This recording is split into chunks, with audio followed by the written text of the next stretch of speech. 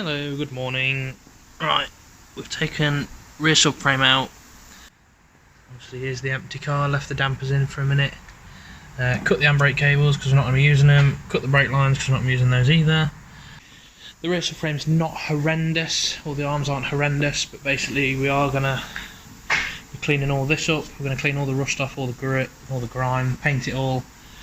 We're going to remove those and all the other bushes on the back of the car because we've got something pretty special to go in. But yeah, we'll do some bits and I'll keep you updated.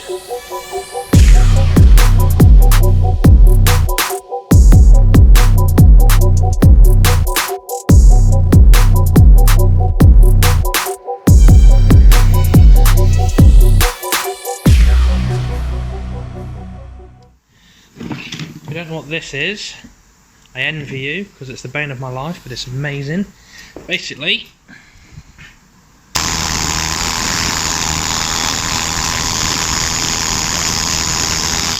yeah, it's really noisy, but it takes all the scale off down to good metal. Literally doesn't mess about, takes all the scale off, all the rubbish. So it's going to give us a nice surface to stone chip and then finally paint over. Handbrake assembly is going to be removed, which is a shame because it actually works in this car, but I just don't need it and I don't want it failing and locking the wheels up. I want this gone.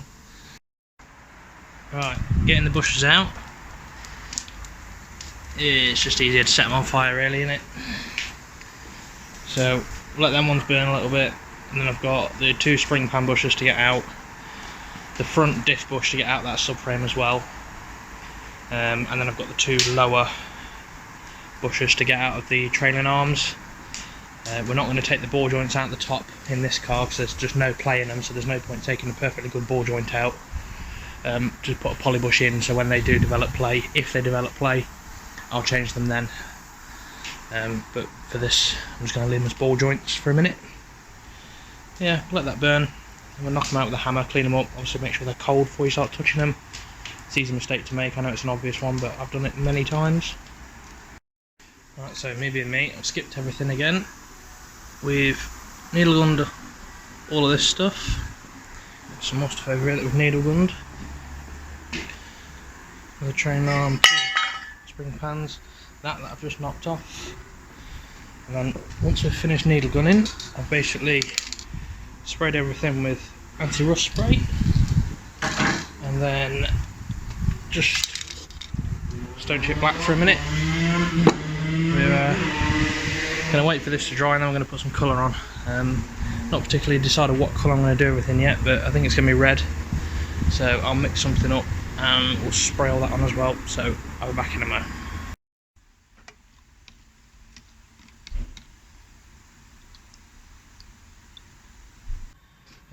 These have been drying overnight. I'm not sure if I'm displaying the colour well in here, but they've come out alright. Not bad to say, it's just basically scrap paint that we had left over. Mixed it all together and things, so we're going to push some polybushes in them, and then we're going to build everything up and put it back in that today because tomorrow's Monday and I don't want it on there for the week. First things first though, we've got to go to the bench grinder and get all that cruddy stuff off there. We're going to paint all that as well, so we'll do that first and then we'll think about putting some bushes in. Right, so just wire wheeled everything off. You can sort of see it's all descaled and just generally a bit crap looking now. Drilled a load of holes in this piece of wood to hold all the bolts upright. The main goal here is to get all the suspension back in the car, so obviously I can roll it back into here at the end of the day. So I'm going to paint these. We're probably going to paint them in the same gold that I mixed when I did the E90. That's the blue from the arms, so we're not doing blue anymore. And there's the gold. So just got all the hardware painted. It's actually a very slightly different colour to the E90. Basically just thought it's a different car, why use the same colour? So I've added a little bit more yellow, put a little bit more silver in it.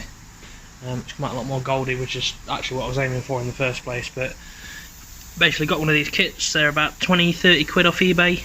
I've been painting a lot with this little one at the minute, done all the subframe and the arms and that with it, and then obviously just done all this hardware with it as well.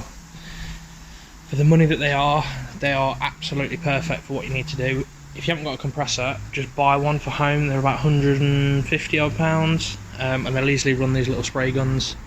Don't get me wrong, you're not going to be putting big buzz guns on them or anything, but when we come around to painting this, it'll do the job. It's done the job here.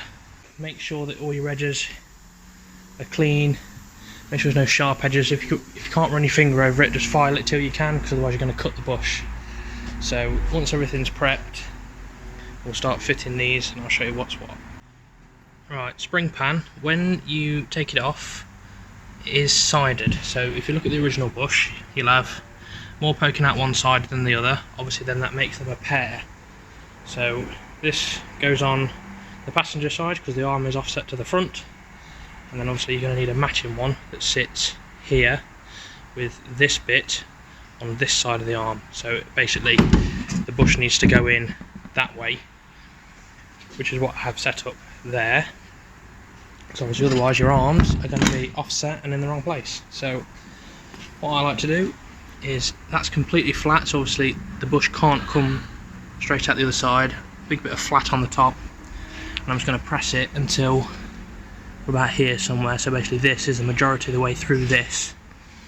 You can obviously put a socket or something underneath here, but I don't want to scratch the paint. We'll push all that in as far as I can get it, which I should be able to do with one hand. You'll see the bush will sort of spread out first, and then it will start going in. Keep pressing super quick. If you hesitate when it starts to go in, you'll lose all your pressure on this arm, and basically everything will go loose and fall out. So just once it starts to pop in, speed up your pressing just to keep on top of it, and then you'll see now it's going in completely square, completely straight, and we'll basically go all the way till it stops going down, which will be any minute now. See, now it's stopped and it's just compressing itself, so we're going to release the tension. Run it slowly so I can catch it with one hand. So I've got it free out the press. You can now see we're basically all the way through on that side. We've still got a way to go. So I'm going to lean it on this tyre. I've got a dead blow soft based hammer.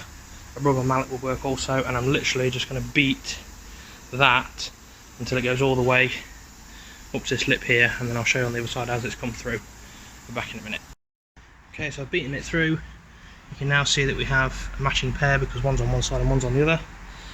The only thing you need to do now is come to your crush tubes, and you'll notice we've got,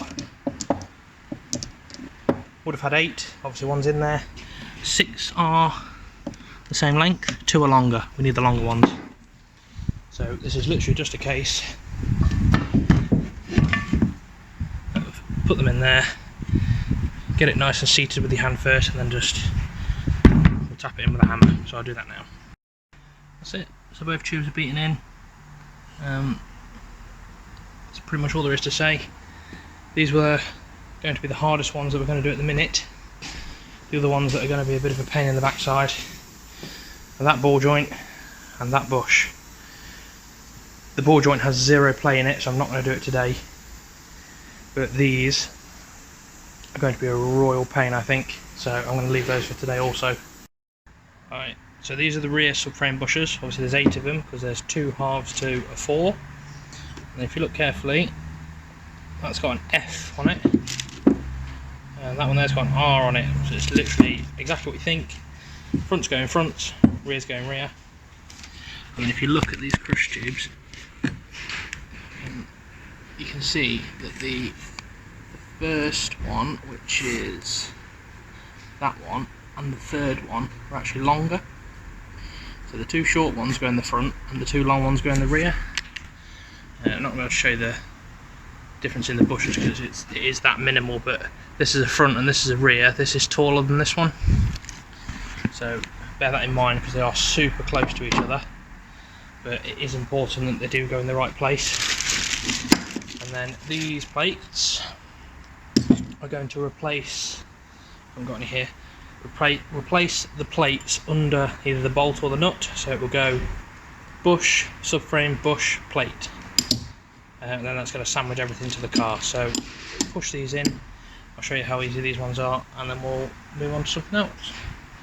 Okay, so I've already pushed half of them in. I'm hoping I'm going to be able to do this with one hand because the other side was that easy. Right, so we have R for rear. Obviously this is the rear of the subframe, this is the front, so that's the front, over there is the front of the car. So this is the rear, and we're literally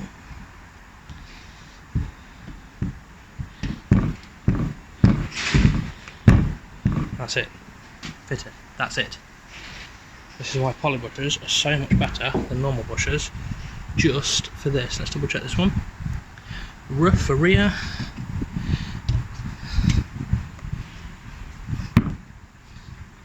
And that's literally it. Gonna get it. That's that one.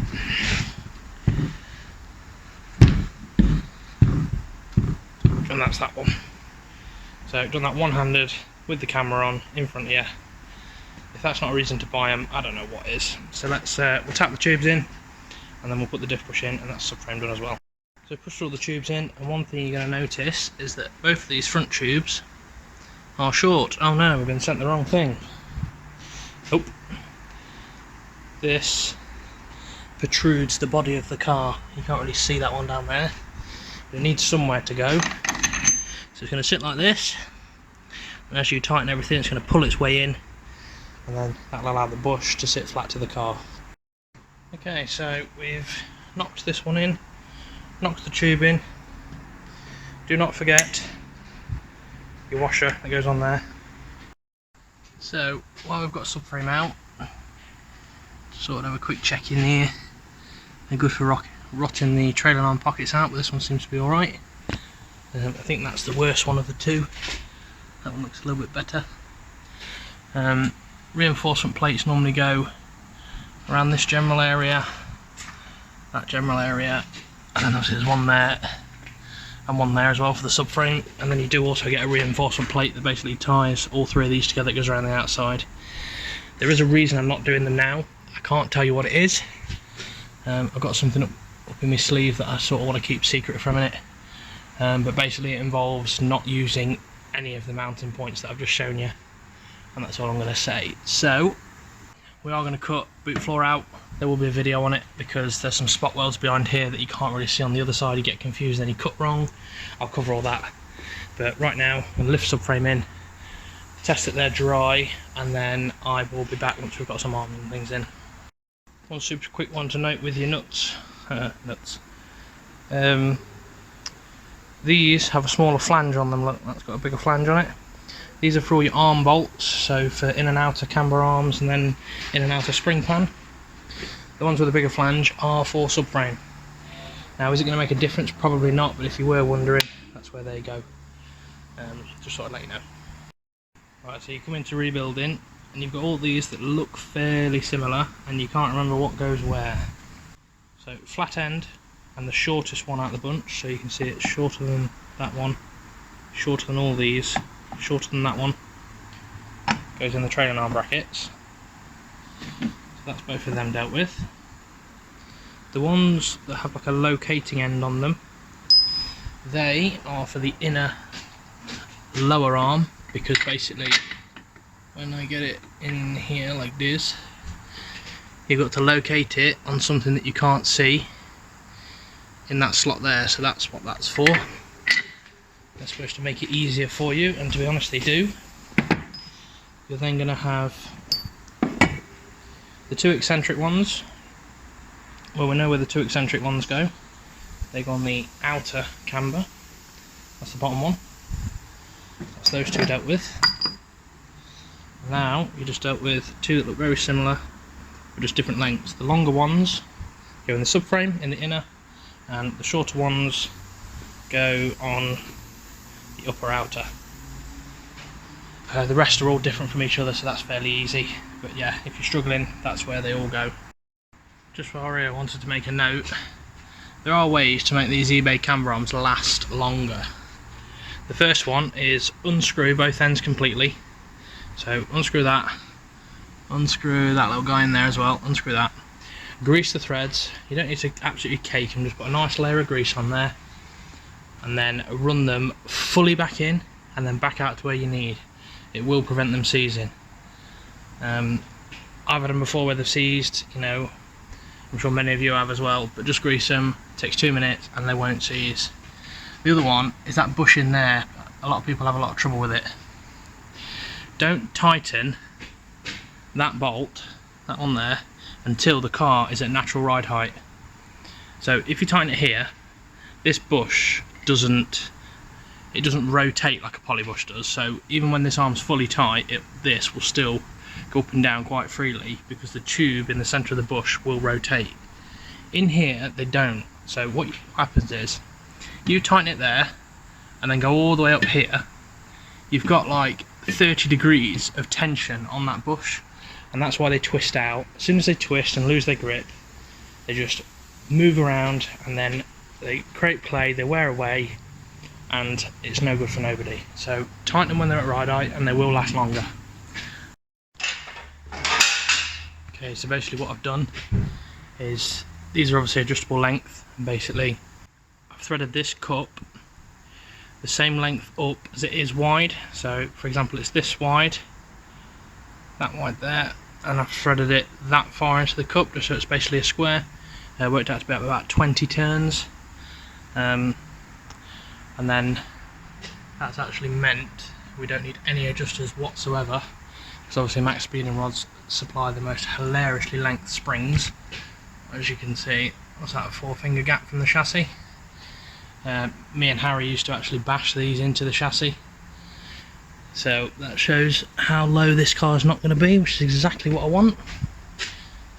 Missed all that, obviously didn't fancy painting that whatsoever. Now everything's set at ride height. We've tightened these bolts and we've tightened those 2 bolts as well, but yeah, that's basically all the suspension in. Looks alright. It's an interesting colour to say the least, but pretty happy with it.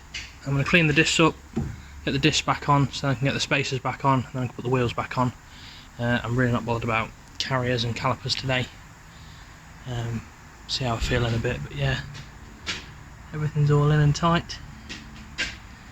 That's all done. Wonderful. Right, let's clean some discs. Alright, got the wheels on, got the spacers on. Never bother cleaning the discs up because they're that manky that it's just absolutely pointless. So I'm just going to buy new. Yeah, now you can start to see how much better it looks under here.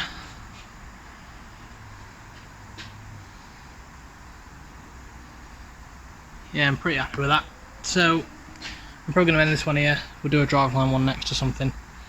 Get the diff in, get the prop in, get some more bushes in, and then we'll see where we go. Probably do brakes after that.